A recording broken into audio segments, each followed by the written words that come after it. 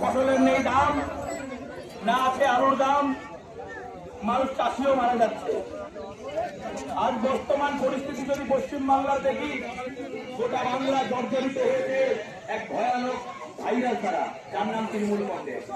আমরা জানি মানুষ সেগুলোই খায় যেগুলো হজম করতে পারে, কিন্তু তৃণমূল কংগ্রেসের নামে একটা প্রাণী আছে যে সবকিছু হজম করতে পারে। রাস্তাঘাট, পায়খানা, বাথরুম সব খেয়ে ফেলে তারা। তাই সময় এসে ভগবান শ্রীকৃষ্ণের সেই সুদর্শন চক্র আপনাদেরও হাতে আছে। সেটা কি? সেটা হচ্ছে ভোট। সেই ভোটটা হচ্ছে সুদর্শন চক্র। সেই ভোট দিয়ে এই দুষ্টুদের নাশ আপনারা করতে পারবেন। তাই 23 তারিখে ধর্মকে প্রতিস্থাপন করার জন্য ভারতীয় জনতা পার্টিকে ক্ষমতায় আনতে হবে। ডবল ইঞ্জিন সরকার হলে সবারই উন্নয়ন হবে। আমরা কোন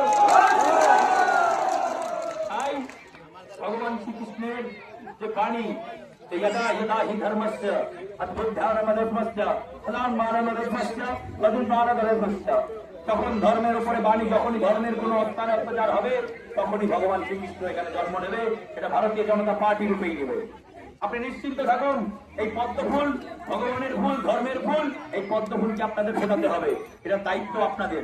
দেখুন, সবার কাছে পৌঁছাতে আমি পারবো না, বিশাল বড় বিধানসভা বিভিন্ন বিভিন্ন ছোট ছোট জায়গায় বিভিন্ন গ্রাম রয়েছে। আপনাদের দায়িত্ব সেই গ্রামে পৌঁছানো, মানুষকে বোঝানো যে কি পরিস্থিতি বর্তমানে। এটাই বলে আমি বেশি দায়িত্ব করবো না। আমার গলার একটুখানি ব্যথা রয়েছে, সবার কাছে পৌঁছাতে হচ্ছে। তাই বন্ধুরা সকলে বলুন জয় শ্রী। স্কুলগুলোকে খিচুড়ি খাওয়ার ঘর বানিয়ে দিয়েছে, খিচুড়ি খাওয়ার বাড়ি যাও, পড়াশুনো করতে হবে না। আর চাষিদের অবস্থা দেখছি, আলু চাষিদের অবস্থা আমরা দেখছি।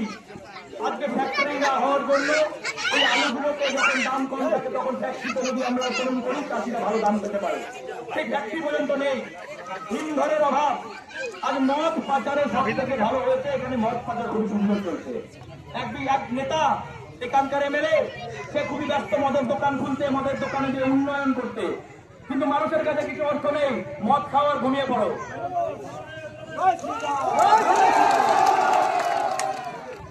যদি দেখি